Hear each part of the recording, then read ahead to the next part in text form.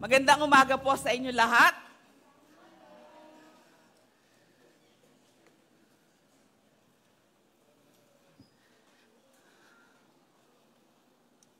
Namiss namin kayo last Sunday. Kayo ba ay namiss nyo din kami? Parang hindi nyo kami namiss, no? Lahat po ng pastors ay nagbisita sa atin sa Isabela. Together with Pastor Aces and Pastor Ton, kami po ay nagbiyahe doon para naman bigyang katuparan yung promise namin sa kay Mama Bakit. Mama Bakit, kagaya sinabi ni Brother Steve, Mama Bakit turned 94, di po ba? Grabing blessing. Sobrang blessing po yung buhay na makaabot sa, yung nga lang 80, sa sobrang blessing na yung pakayang 94. And she's looking forward for the 100 years. Kasi sabi niya, 100,000 ang kanyang inaabangan. Kaya talaga magpapalakas daw siya hanggang makaabot sa 100 years. Diba? So, tayo po ay magbabalik sa ating topic na ating pinagpapatuloy, siniserye. Previous Sunday, Pastor Ayan shared to us, seeing God's Word through new eyes. Kung paano mag-dissect ng Word of God, paano unawain ang salita ng Diyos, internalize yung mga nababasa natin na salita. At ang turo sa atin ni Pastor is isok natin yung ating sarili sa salita ng Diyos. Mag-Google, hindi mag-Google.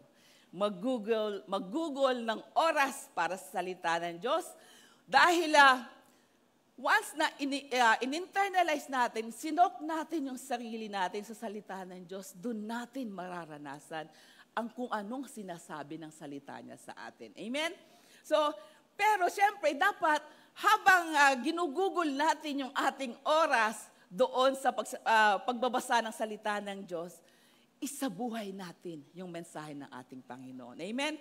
And that message is always Jesus. Amen? Dapat ang ating focus ay yung makilala pa, mas maunawaan mo kung sino si Jesus sa buhay natin. To be more like Him, to be more Christ-like, at yan naman at talaga ang ultimate goal ng isang Kristiyano. Amen? And last Sunday, ito yung na-miss namin, it was Sister Mako who shared, Finding Heaven, Knowing God in His Love. Sabi niya, last Sunday, kaya hiningi ko yung kanyang outline and also nakinig po ako, nanood po ako ng kanyang the live stream last Sunday. Pero ano na yon, delay na kasi hapon ko na pinanood. Kinabukasan ko na pinanood. Sabi niya, heaven is a place of the everlasting blessedness of the righteous. Tama, di po ba? Heaven is a place. Amen? Sabi nga, heaven is real. Totoo po ang langit. Amen? It is a place, an eternal dwelling place for believers. Meron bang nakakaakyat sa langit ng hindi believer? Wala. Amen? Sa sharing ni Sister Mako, sabi niya, let the promise of heaven inspire us to remain faithful to share the good news of God's love with others and to live with humility, obedience, and love. So as we look forward to the day when we will be united with Christ in heaven or the New Jerusalem, heaven is a reminder that despite the struggles, trials, and pains na hinaharap natin dito sa mundo, mayroon tayong tinitingnan na balang araw mayu-unite tayo with Christ. Amen? Ano mang hirap, ano mang pagsubok yung ating pinagdadaanan, lagi ang ating motivation is we are looking forward on that day na makasama na natin ang ating Panginoon. Amen? Sabi nga ni Sister Mako, heaven is a glorious future awaiting those who trust in Christ. Amen? And ang ganda, di ba? Kahit na yung message ni Pastor Orly last Sunday sa Isabela, yun din po ang tinapik niya. Ito na ang tinapik ni Pastor Orly is, dito pa lang sa lupa, maranasan na natin ang heaven. Di ba? Hindi mo kailangan hintayin pa yung pagpunta natin sa heaven. Sabi ng Panginoon, dito pa lang sa lupa, mangyayari na ang kanyang kaharian. Mararanasan na natin ang heaven. Dahil pangako niya yan sa atin. So if you want to find heaven and know God in His love, ang key dyan mga kapatid is to know Him more. Amen? Spend more time with Him to have an intimate relationship with God and hanapin at alamin kung ano ang nais ng Panginoon sa buhay natin. Amen po ba? Amen? So palakpakan po natin yung mga pastor at mga leaders na nagsishare ng napakagandang mensahe every Sunday na tumatayo po dito sa pulpit. Alam niyo mga kapatid, ang hirap tumayo dito because ang sinasabi mo ay katotohanan. Hindi ito pwedeng gagawa ka lang ng message at mag-iimbento ka lang. Because ang iyong sinasabi ay si Jesus. Kaya napakahirap tumayo mga kapatid. Kaya lagi nating iisipin, every time na may tatayo dito, dapat ang attitude natin is ano ang makukuha ko every time makakapakinig ako ng salita ng Diyos. Amen? Ganun dapat ang attitude natin. So, sa ating pagpapatuloy, sabi ko nga, andun pa rin tayo sa Focus on the Family series. And ang aking pong mensahe today, I'll be sharing with you understanding the goodness of God's Word. Tuloy-tuloy po, duktong-duktong. Kasi nung sinare ni Pastor Ayan yung understanding God's Word, seeing God's Word through new eyes. Kasi nung tayo ay nakakilala na sa Panginoon, nagkaroon tayo ng bagong mata. Noon natin naunawaan ang salita ng Diyos. Naalala ko noon ako ay high school. Ako po ay lumaki sa Seventh-day Adventist. Pero hindi ako nabautismuhan doon. It so happened lang na talagang doon ako nag-aral dahil naghahanap kami ng libreng eskwelahan. Doon po ako natanggap bilang scholar. So, from first year to fourth year ng aking high school, talagang part ng aming subject ang Bible. So from most likely kabisado ko yung Old Testament kasi doon ang focus ng Seventh-day Adventist. Pero walang revelation, walang manifestation kung ano yung laman ng Bible. Because intellectual lang. Kailangan lang mag-gain mo yung knowledge because kailangan ka mag-exam, kailangan mataas ang grades mo, hanggang doon lang. Pero nung nakakilala tayo sa Panginoon at tinanggap natin si Jesus, nabuksan ang ating mata ng pangunawa. Doon natin nakita sa pamamagitan ng bagong mata natin kung ano ang ibig sabihin ng mga salitang ipinapahayag, isinulat sa Biblia. Amen? Kasi doon ka nagkaroon ng koneksyon. Nung una, nagbabasa ka ng Bible pero wala kang intimate relation o wala kang relasyon sa Panginoon, hindi nabubuksan ang iyong mata ng pangunawa. But because of Jesus, because you accepted Jesus as your Lord and Savior, binuksan niya lahat. Binuksan niya ang iyong mata, binuksan niya lalo-lalo na ang iyong puso. So that para magkaroon ng katuparan ang mga salita, ang mga ginawa niya para sa atin. Amen? So, ang aking pong verse for today is Hebrew 6:1-5.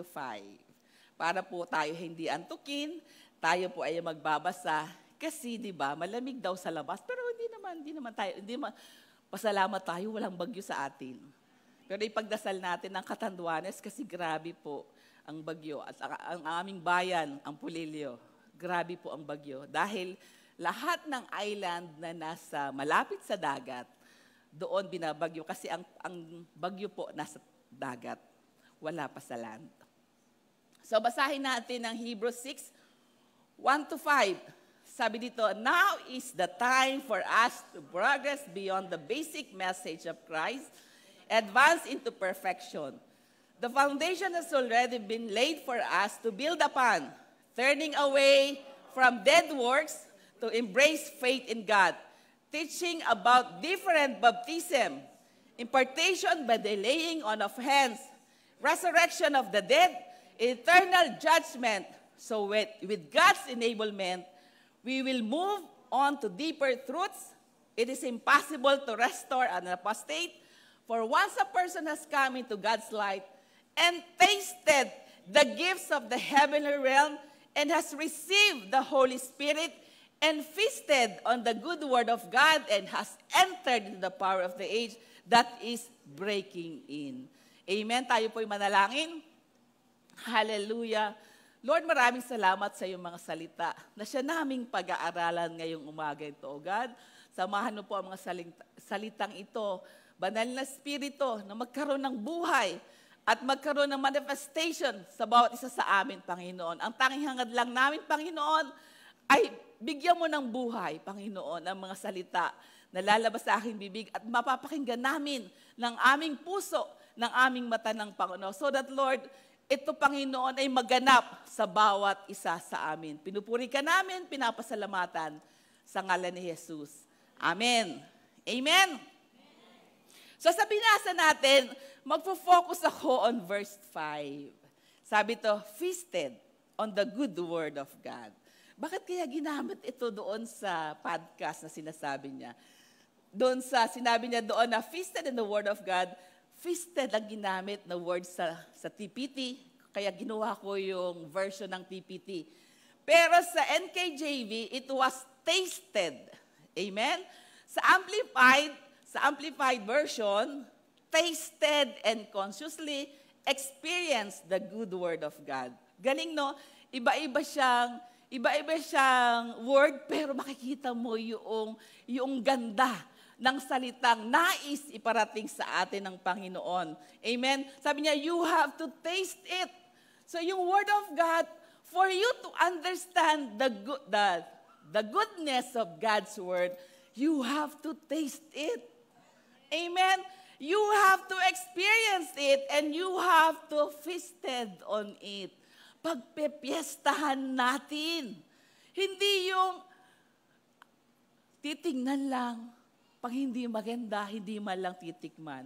Nanamnamin natin ang sarap ng kanyang mga salita.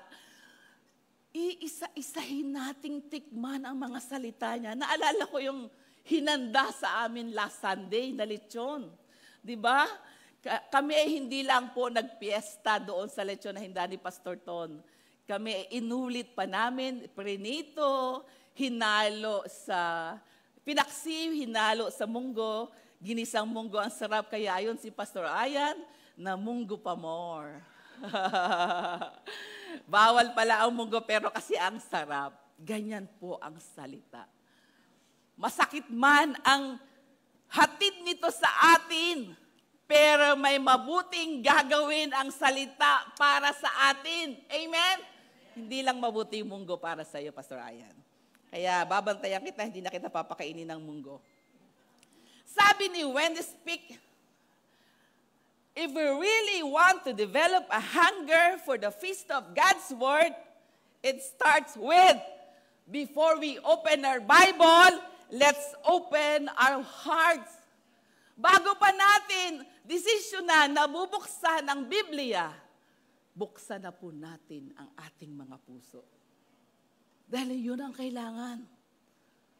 Amen?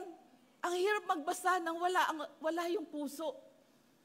Hanggang dito lang. Pagkatapos mong magbasa, hindi mo na alam binasa mo. Amen? It is the powerful way to transform our faith and our relationship with God. It starts with our own heart. Amen? Agree ba kayo?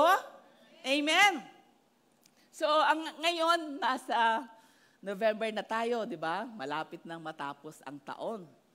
And, syempre, naghahanda tayo sa Kapaskuhan, pero naghahanda pa rin tayo sa pagdating ng bagong taon. Ang bilis ng araw, matatapos na ang 2024. At pag-start ng taon, alam ng lahat, marami ang gumagawa nito ng mga New Year's resolution, mga bagong gagawin, bagong plano sa bagong 2025. Di ba? Usually, ang mga New Year's resolution yung mag-exercise ako, magpapapayat, babawas ng kain, mag-iipon para mag-i-aim ng mga travel for the year, at marami pang iba. Pero karamihan, sa umpisa lang, hindi natatapos hindi nagagawa. Pero, alam nyo, sa akin, I think for us, Christian, ang pinakamagandang New Year's resolution ay magkaroon tayo ng spiritual resolution. Amen? Maybe most importantly, yung ano ba ang gusto mong gawin sa iyong pananalangin? Diba? Ano ba ang plano mong gawin sa iyong pagbabasa ng Biblia? Very simple, yet very meaningful at sobrang makapagpalalim na relasyon mo para sa Panginoon. Hindi mo kailangan ng grabing effort. Hindi mo kailangang gumastos. Mag-google ka lang ng oras para sa Panginoon. And as we truly engage in God's Word, God does the doing. Amen? In other words, the way you know you're rooted in Christ and doing His work, when you are doing His work. Amen? Malalaman mong rooted ka at malalaman mong ginagawa mo ang salita niya kung regularly, wala ka nang, kumbaga, hindi ka na conscious na gawin yung sinasabi ng Biblia, kundi in a normal way, ginagawa mo ang salita niya. Because rooted ka na sa salita niya. And that is the goodness of God's Word. Hindi man natin maunawaan sa umpisa, pero kung naandun ang puso mo at ang nais mo ay magkaroon ng buhay yun, unti-unti, magkakaroon ng manifestation at normal mo nang magagawa ang mga bagay na nais ng Panginoon na gawin mo. Amen? So marami tayong dapat gawin, marami tayong dapat isabuhay. At while habang ginagawa natin yon, gagawin lang natin is bigyan ng oras. Tingnan kung ano ang salita niya para sa atin. So, balik tayo doon sa idea of feasting. Let's get into the idea of feasting. There are many Christians. Tayo, in-embrace natin ang pagiging Christian because we believe in Jesus. Pero, yung application na gawin araw-araw, yung pagiging mabuting Kristiyano, medyo doon natin nakakaligtaan. Kaya nga yung metaphor na ginamit ni Wendy doon sa kanyang podcast ay feasting in the Bible or in the delicious food like lechon na sinasabi ko kanina. Parang naalala ko po yung 3 weeks ago nasa China ako. And kumain kami sa isang famous restaurant doon sa China. So dumating yung food. Siguro we're about 20. So isang malaking table. At dumating food. Ang ganda ng presentation ng food. Parang dala-dala isang malaking barko at nakalagay doon yung mga seafoods. Mayroon doong king crab, mayroon doong lobster, mayroon doong mga hipon, etc., etc. So sila, kahit nabusog, parang gutom na gutom. Amen? Parang sa tingin mo nga, tutuloy yung mga laway ng inchik. Diba? Pero ako hindi ganun ang dating. Dahil hindi fiesta sa akin yung ganun. Dahil hindi ako kumakain ng seafoods, di ba? Pero kung kumakain siguro ako ng seafoods, fiesta sa akin yon. Kaya iba-iba ang application ng dating ng salita ng Lord. Amen? Kung ganun ka nagpapakita ng hunger, ganun tatanggapin ng Panginoon ang dating ng salita sa buhay mo. Pero dahil hindi ko kailangan yung mga seafoods na yun, hindi ako excited. Hindi mukhang piyesta ang dating sa akin ng mga salita. Natuwa lang ako, na-amaze lang ako. Kasi, kumbaga, umaandar yung barko na nakasakay yung mga seafoods na handa mong kainin. Doon lang ako nagandaan sa idea. Pero yung kakainin, walang dating. Amen? Pero kung siguro hindi ako may allergy doon, baka fiesta rin ang dating sa akin. So, in that feasting table, how do we nurture them into a deeper part of the meal? Diba? Sometimes, or rather, I say most of the time, it takes discipline to develop a true hunger to the Word of God. Amen? Ang hirap pong magpanggap na ikaw ay gutom sa salita ng Diyos. Dahil mapapagod ka, mawawala din yan. Sa umpisa, kagaya ng BRC na ginagawa natin before, talagang nire-require, ang hirap ng word na yun, nire-require kami, na magbasa ng 5 chapters a day. Minsan, ang hirap gawin. Diba? Aminin mo natin hindi, mahirap gawin. Yung babasahin mo yung 5 chapters. Tapos, hindi lang po babasahin. Dapat may gagawin kang reflection.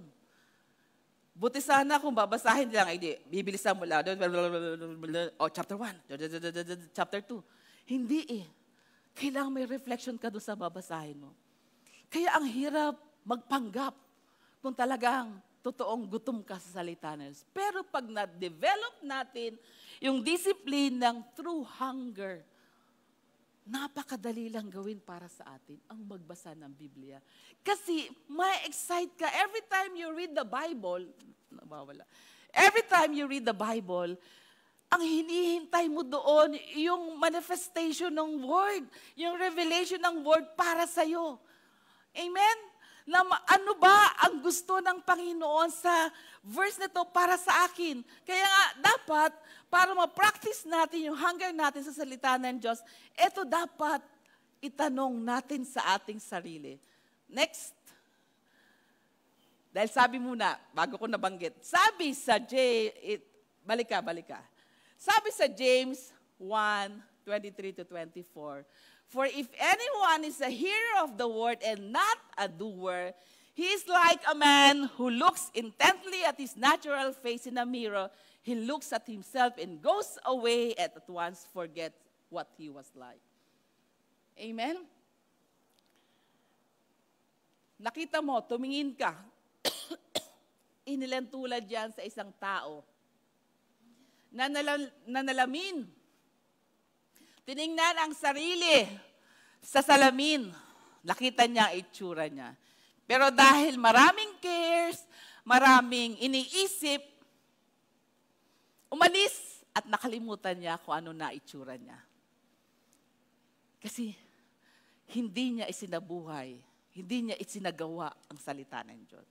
Binasa niya lang, and after that, walang ginawang meditation, walang ginawang application. So, to practice yung ating hunger, ito daw yung mga practical thing na dapat nating itanong. It start with asking these questions.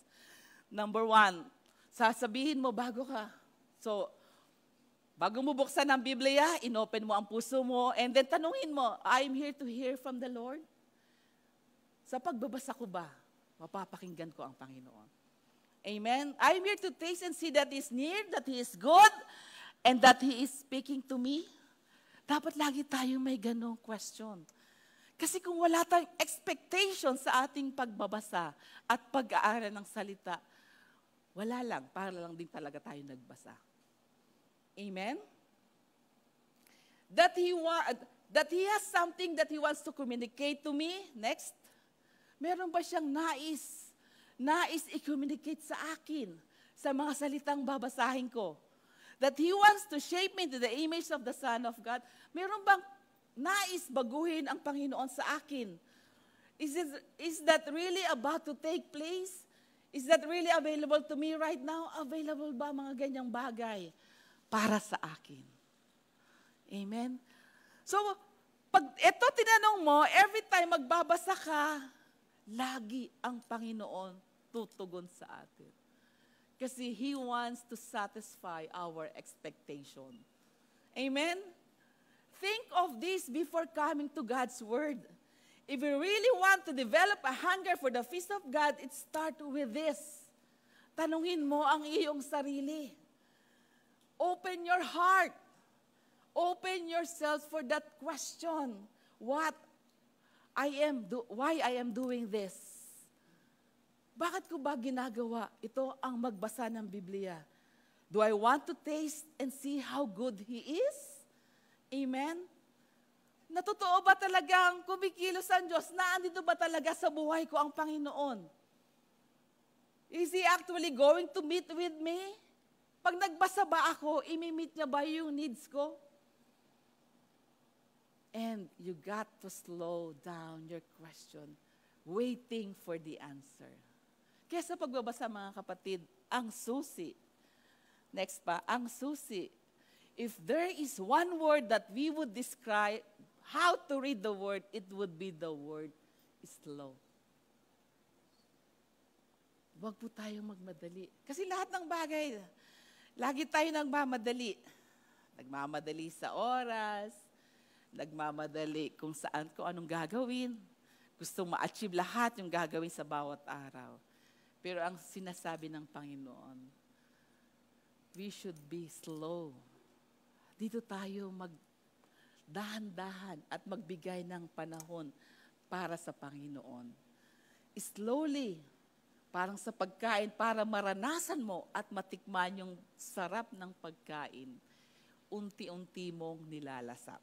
Amen ba? You have to taste it, chew it slowly so that you will experience the goodness of God's Word. Amen? We have to read the Bible slowly. Unti-unti nating nananamin ang salitang binabasa natin at doon natin maunawaan ang goodness ng salita ng Diyos para sa atin. Doon mo mararanasan ang totoong kabusugan ng iyong espiritu. Amen po ba? So balikan natin yung salitang feast. Sabi daw, God created the world. He planted fruit-bearing trees, self-propagating root systems, filled the earth with animals. He prepared the feast before He even created man. And then He created man and invited him into friendship, fellowship, and feasting. So that's the F in feasting. Before we begin to a feast, ang kailangan may nag-imbita sa'yo para magkaroon ka ng friendship o fellowship. So when we read the Word, not to know the Word, but to know God. Amen? Hindi po tayo nagbabasa para alamin lang yung salita. Ang dapat goal natin sa pagbabasa is to know God. Amen? We read the Word not to know about Christ, but to be in relationship with God through Christ. Mas lalalim ang pangunawa natin kung ito ang ating goal sa pagbabasa ng salita ng Diyos. So let's start with the F. Feast, friendship, fellowship. Before we even get into the rest of feast, di ba isang piyestahan? Paano ka dadalo sa isang piyestahan kung wala kang koneksyon, wala kang kakilala man lang, wala man lang nag-imbita sa'yo doon? Eh di parang gate crusher ka lang. Naalala ko lang nung high school kami. Alam nyo, mayroong baryo doon sa school namin, malapit sa school namin. Dahil alam naming masarap yung lagi hinahanda every fiesta. Alam mo naman sa amin sa Quezon, nakakatikim lang kami ng karne pagka-linggo. Etong fiesta, ordinary day, so it's para opportunity namin na makatikim ng mga karne. Kasi hindi siya linggo. So ang ginawa namin, nag-cutting classes kami at umattend ng fiesta para makatikim ng masarap na pagkain. Pero di ba, bago ka makarating doon sa fiestahan, merong connection doon sa fiestahan. And that is fellowship. Hindi mo mararanasan ang sarap ng fiesta kung wala kang connection doon sa may-ari ng nagpapapiesta. And we, as Christian, we have fellowship with God. Amen? Meron tayong connection para makipiesta sa salita niya. Amen? Hindi po tayo outsider. Amen? Tayo'y mga anak ng Diyos na laging handa ang Panginoon para sa atin, para kainin natin at pagpiestahan natin ang salita niya. Amen po ba? So, sabi ko nga, para makarating ka sa piyesta, makapasok ka sa piyesta na imbitahan ka. And lahat tayo na imbitahan ng Panginoon. Amen. So, may relasyon tayo sa piyesta, kaya F starts with friendship, fellowship.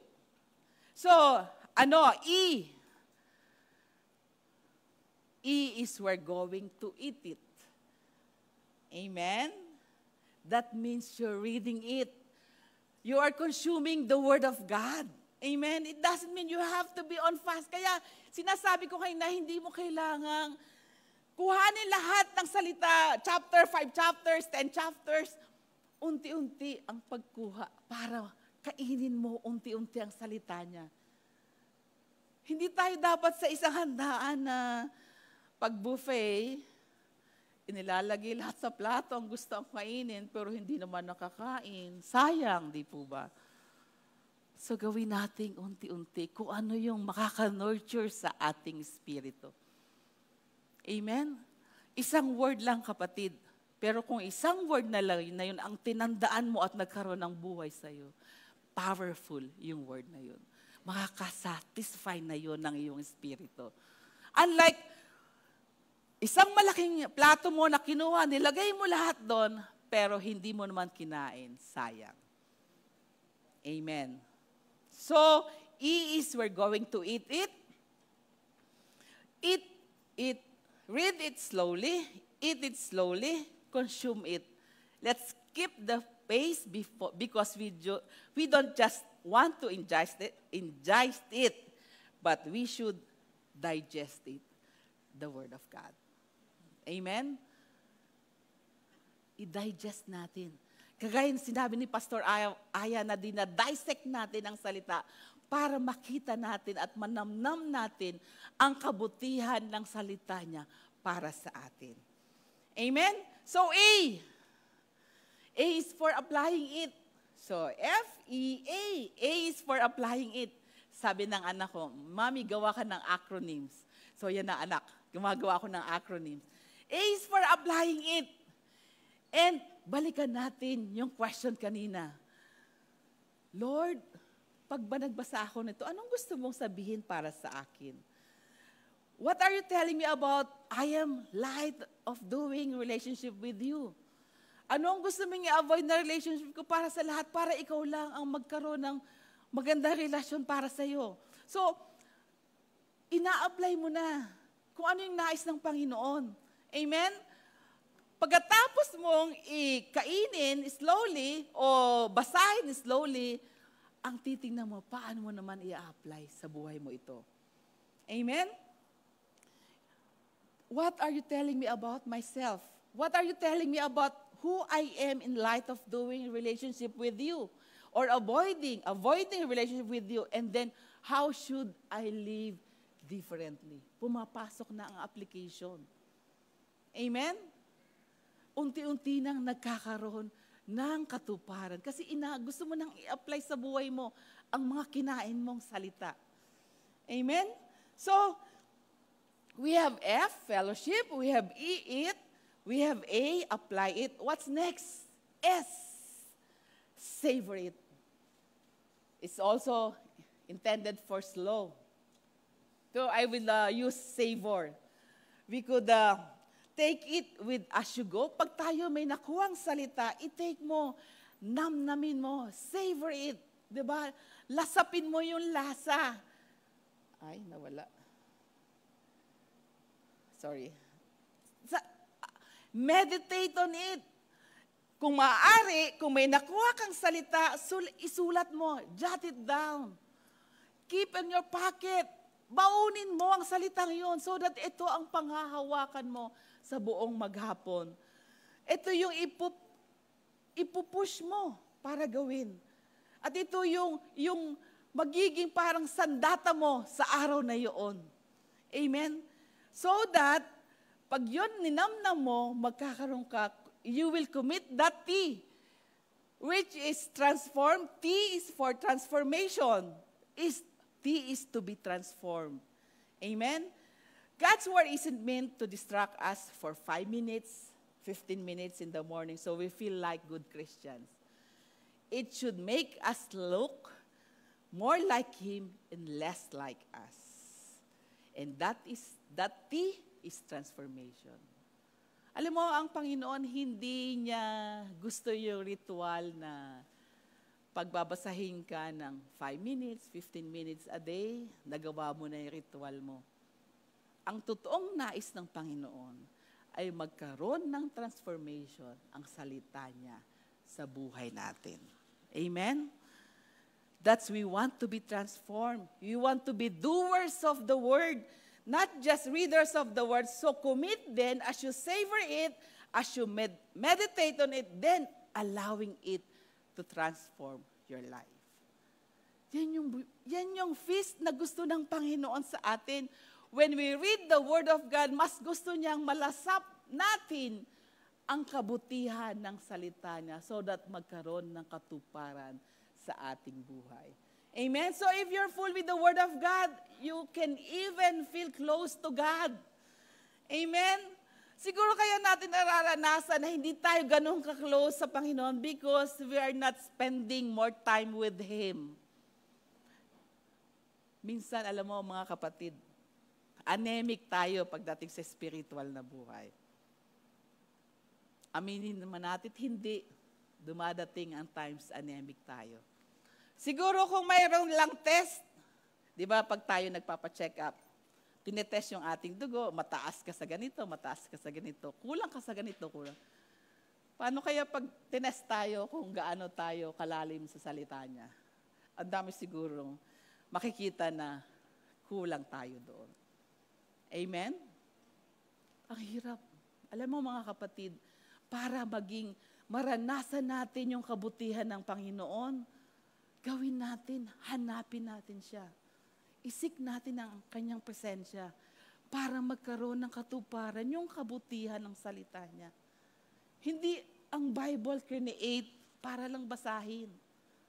Create, sinulat ng mga scholars ang Biblia para magkaroon ng buhay para sa atin.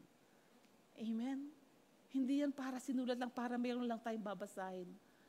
Pero ang nais ng Panginoon, bigyang buhay ang mga salitang ginawa na yan. Para sa darating na generation, mas maranasan nila ang kabutihan ng Diyos na hindi natin naranasan nung kasama nila si Kristo. Diba? Sabi nga, we are more blessed than them. Hindi man natin nakita si Jesus o nakasama si Jesus, pero yet we believe in His Word. At tayo mas mapalad. Dahil mas naniwala tayo kahit hindi natin nakita, pero nararanasan natin ang kabutihan ng mga salita niya. And that's the good thing. At yun ang dapat nating ipagpasalamat because we are more blessed than them. Amen? Pag tinanong ka, totoo bang buhay si Jesus? Maaring wala kang katibayan, pero ikaw, ganon katindi ang sagot. Yes. Amen? Kahit ganon kabuo ang pananampalataya mo na totoo si Kristo. Wala kang katibayan dahil hindi mo naman nakita. Sila nakita nila si Jesus. Pero nung naglalakad si Jesus kasama sila Thomas, nag-doubt pa. Diba? Yung mga tao doon, nakita yung miracle, na gumagawa si Jesus ng mga miracle, pero yet, nung sinabing sino ang gusto niyang ipako sa krus, sinigaw nila, Christ, si Jesus ang i-crucify. Kung tayo kaya ay nabuhay sa panahong yun, baka isa din tayo nagsasabing, crucify Him. Amen? Amen. Tingnan ninyo yung, let's take a look of the woman with the issue of blood. She got issues. She's fighting her way into His presence. Kahit pa sabihin, pwede niya itong ikamatay. Kasi that time, pag ikaw ay dinudugo, ikaw ay madumi. At pwede ka nilang parusahan. Pero dahil ganun, siya kapursigidong makalapit doon sa salita kay Jesus. Inalintahanan niya yung pwede niyang panganib na pwede niyang mangyari sa kanya. Amen? She's pushing people out of the way to get into the presence of God. She do everything. Kasi 12 years siyang nagdudugo. Pero nung nabalitaan niya na si Jesus ay nagpapagaling,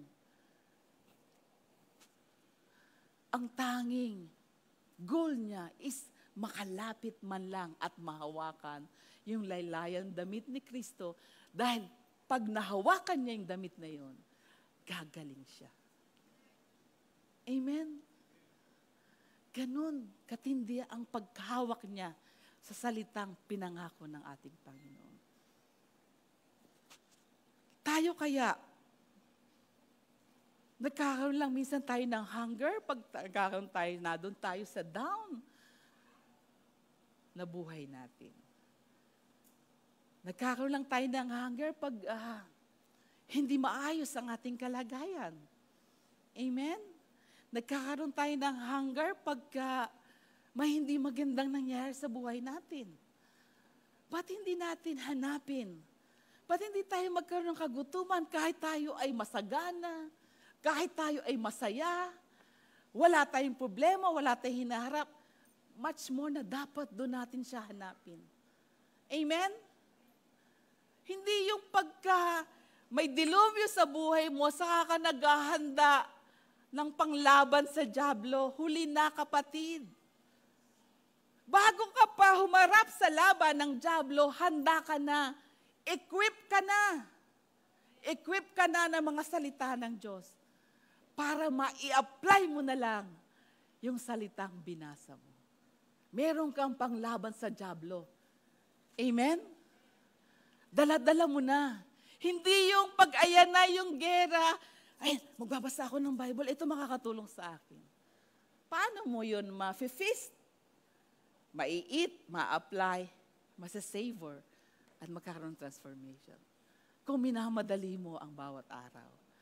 So bago pa lang, wala ka pang nararanasang dilubyo sa buhay mo, pinaghahandaan mo ng araw na yun. Amen? So, mga kapatid, hindi po tayo nag-isa, marami tayo. All we have to do is go back to the discipline of reading God's Word. Have that hunger.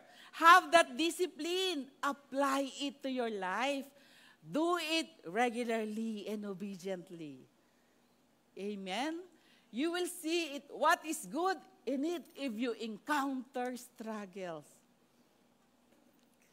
You encounter storm. You don't necessary to move because hindi ka matitinag dahil nasa iyo na ang salita ng Diyos. Hindi mo kailangang maghanap ng safety, ng sanctuary, because the sanctuary is in you, in your heart. Because you have kept the Word of God in your heart. Amen? Sabi niya sa Proverbs 4:21, do not let them depart from your eyes. Hindi ko lang po nilagay. Keep them in the midst of your heart. Itago mo ang mga salitang yan so that pagdating ng mga struggle mo sa buhay, meron kang panghahawakan. Amen? Kahit anong bagyo pa ang dumating, hindi ka matitinag because you have the Word of God. You kept the Word of God in your life. Doon mo totoong mararanasan ang kabutihan ng salita ng Diyos sa buhay mo. Amen? So palakpakan natin ang Panginoon para tayo ay gising.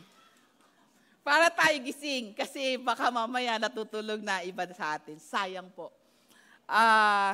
Nung pinag-aaralan ko to talagang, di ba nakaschedule na yung aming mga topic. Hindi ko hinihintay na mag-ala ko a week before. Before pa, kinukuha ko na yung pwede kong maging topic. And nakakatuwa ang Panginoon. God is so faithful to honor yung mga ginagawa natin. And pagka naggawa ka na, ipapaalala niya sa iyo yung dapat mong ilagay. Amen? Hindi ka nagka-cram. Relax ka lang na gumagawa ng iyong preaching, ng iyong PowerPoint. Sabi nga kanina umaga ni CJ, Mami, ba't hindi ka yata maghapong nag-aaral kahapon? Parang saglit ka lang nag-aaral. Sabi ko, anak, siguro mga 3 weeks ago, ginawa ko na yung preaching na yan. Inaayos ko na lang yung PowerPoint so that maganda yung PowerPoint presentation. By the way, Pastor Ayan, salamat sa iyong slides. Ginamit ko yung slides mo kasi hindi ako nakahingi sa staff ko. Okay, so balik tayo. So, your understanding of God and His Word affects your relationship with Him. As you think all of His attributes, consider our Heavenly Father's unlimited grace, the privilege of knowing, experiencing the Father's loving kindness, and how it can truly change your life.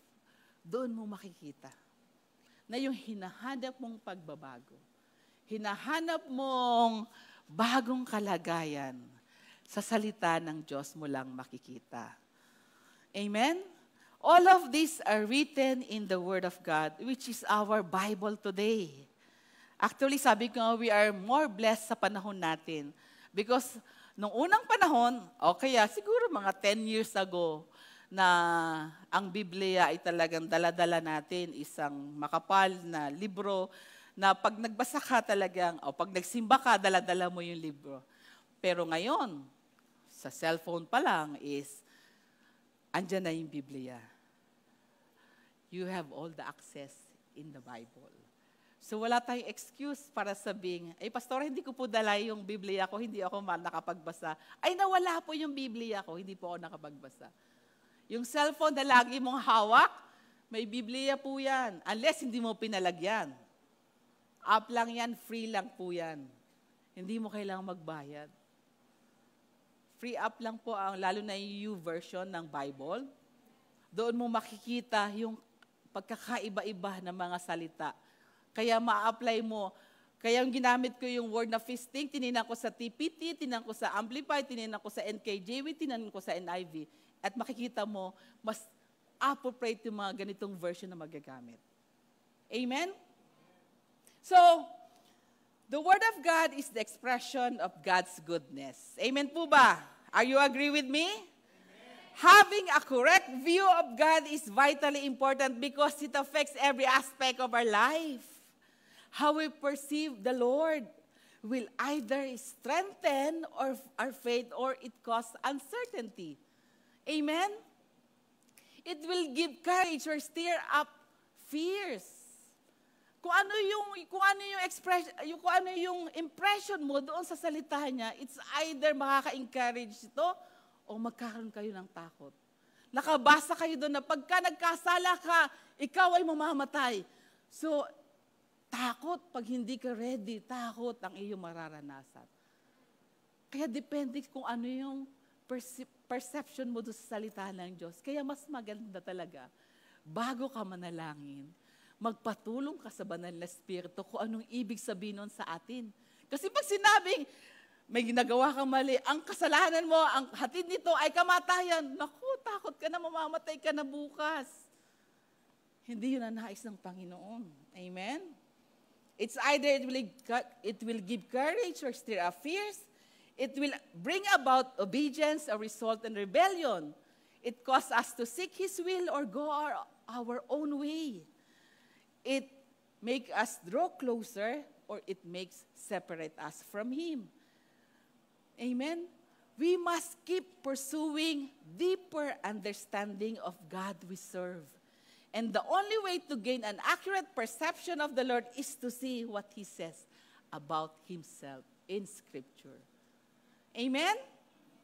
So the Bible is filled with a description of God's attribute or characteristic that help us know and understand Him. Sabi niya sa Psalm 118 verse 1, give thanks to the Lord for He is good, for His mercy is everlasting. Amen?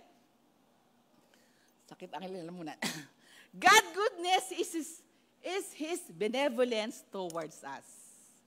Alam niyo ba yon? Since He's infinite and eternal, in all His attributes, He always good.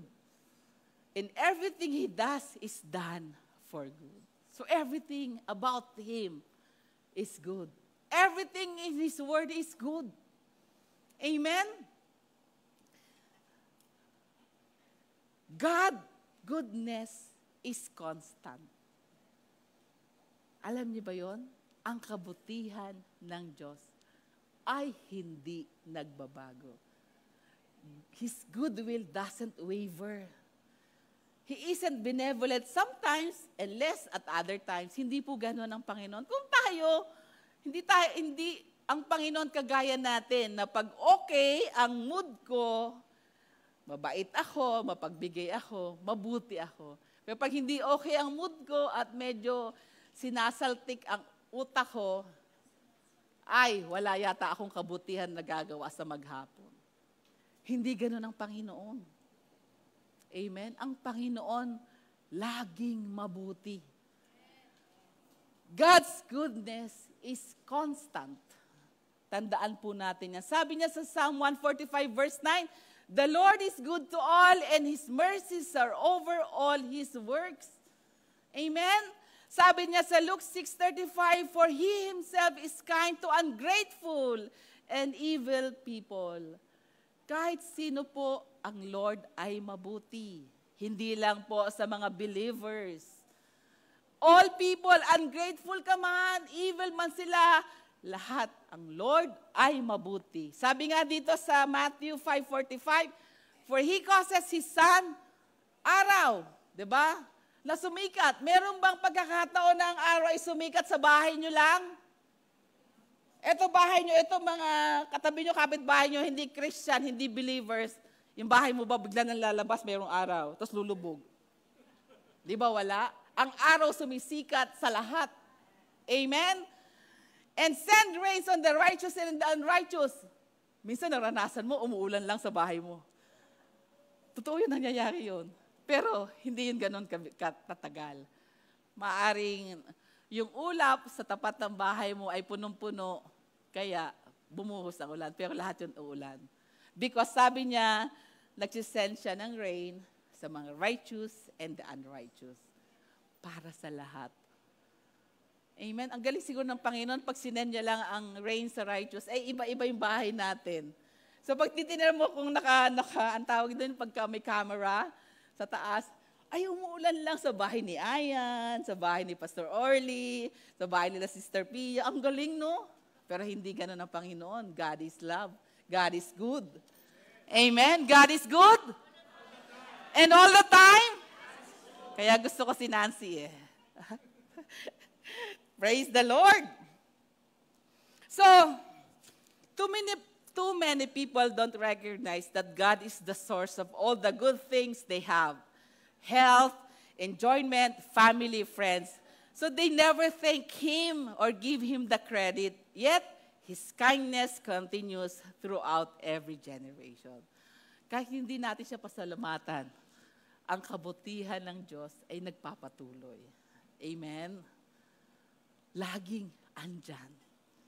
So, next, the expression of God's goodness varies. Sabi niya sa Psalm 84 verse 11, "For the Lord, God is a sun and a shield. The Lord gives grace and glory. He withholds no good thing from those who walk with integrity." Ang kabutihan ng Diyos hindi nagbabago, pero ang expression of God's goodness varies. Depende kung paano ka nakikipagrelasyon sa Panginoon. Amen? Sometimes we compare our situation with those of others and conclude that God is not fair because He doesn't treat us the same. Pero bakit yung kapatid ko na yun sobrang pinagpapala, bakit ako hindi? Kapatid, tanungin mo ang relasyon mo sa Panginoon. Because sabi niya, He withholds no good thing from those who walk with integrity. Amen? Sabi din niya sa Psalm verse 34, verse 8 to 9, "Taste and see that the Lord is good. How blessed is the man who takes refuge in Him. Fear the Lord, you His saints, for to those who fear Him, there is no lack of anything." Amen? Tanungin mo, kapatid, andyan pa ba yung fear mo sa Panginoon? Baka meron ng tanong doon sa relasyon mo sa Panginoon. Hindi nagbabago ang kabutihan ng Diyos, pero yung expression ng kanyang kabutihan, it varies depende sa ating relasyon sa Panginoon. Amen? Parang magulang lang yan. Di ba tayo, hindi naman tayo mayroong favorite sa mga anak. It just so happened na mayroong kang anak na sobrang malapit sa'yo. Kaya bumukhang favorite mo. Pero lahat ng anak, mahal mo sila, pantay-pantay ang pagmamahal na binibigay mo. Tayo din yan sa Panginoon. Pantay-pantay ang pagtingin niya sa atin.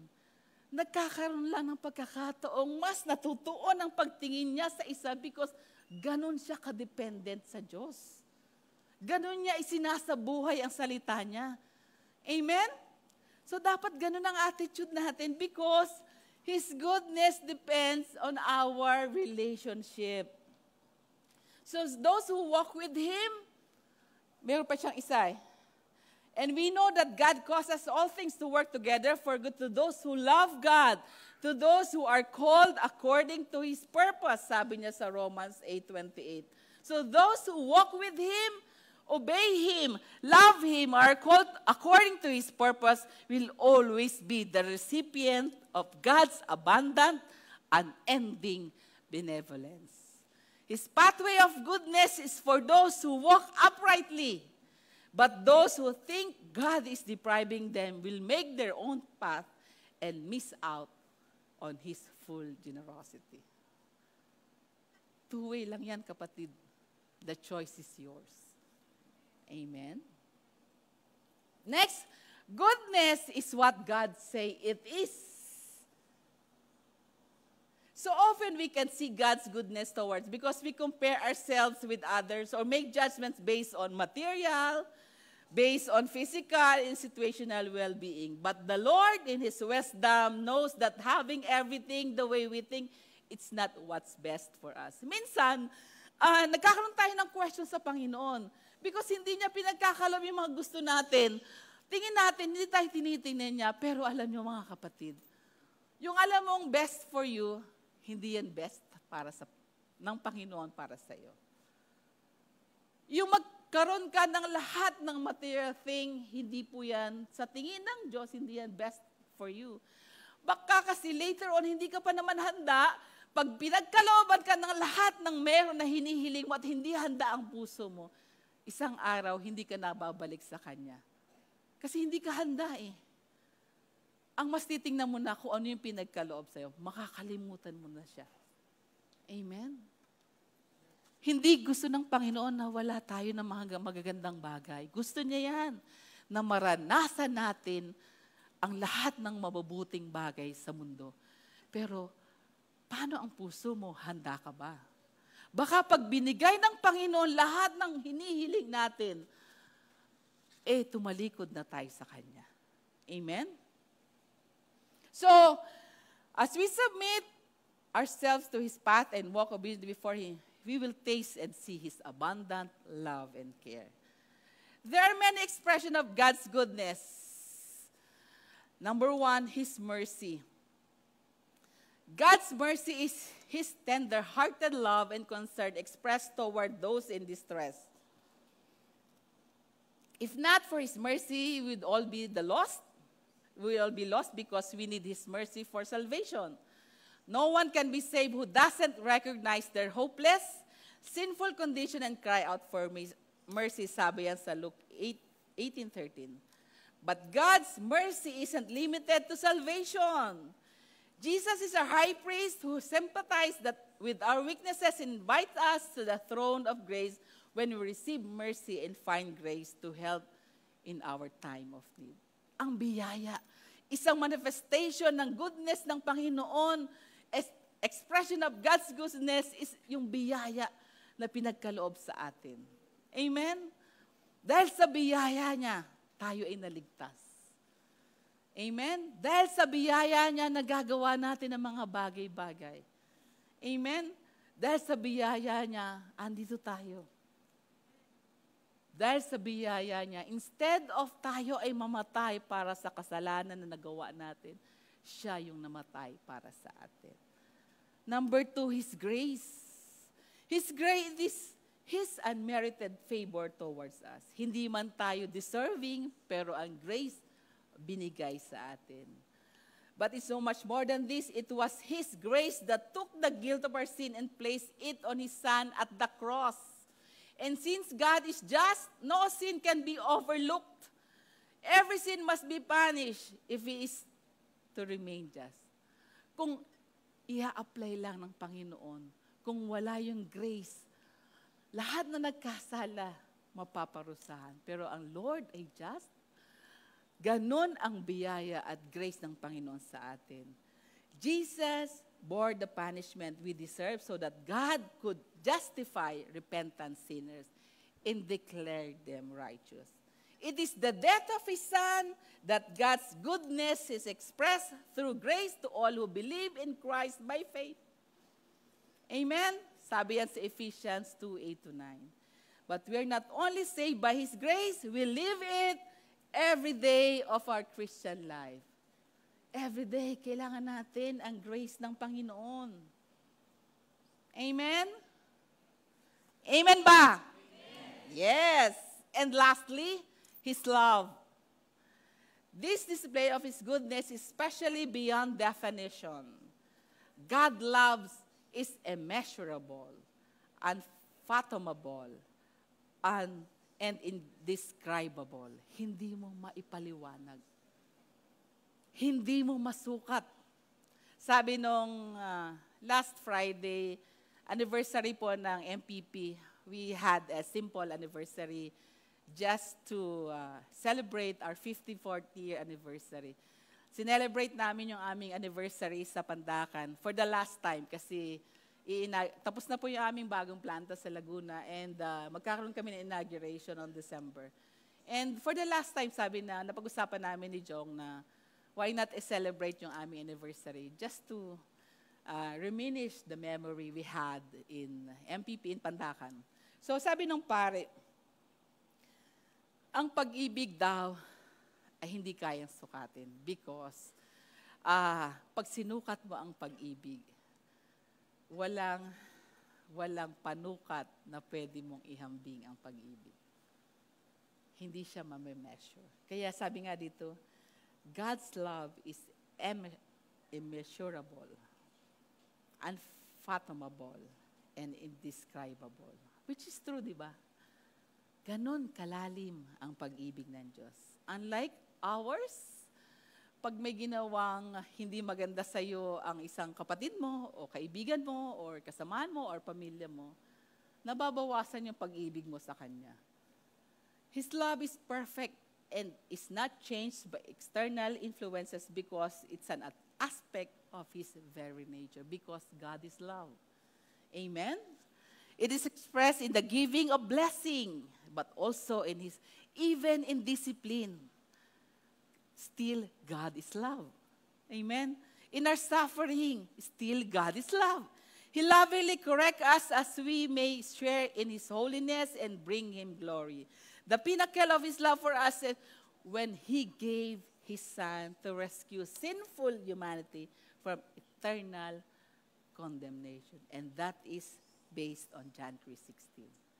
Ganon kalalim ang pag-ibig ng Diyos para sa humanity.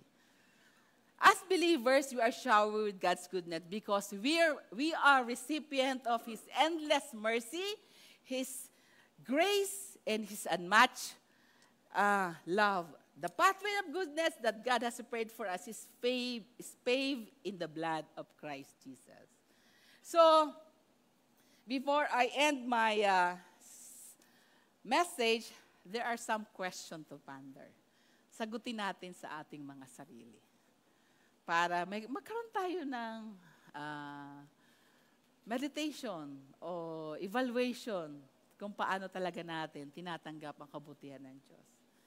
Sabi dito, number 1, has your view of the Lord grown since you were first saved? Nung ikaw ba ay na-save, lumago na ba yung iyong pagtingin sa Panginoon? O nanatili lang doon?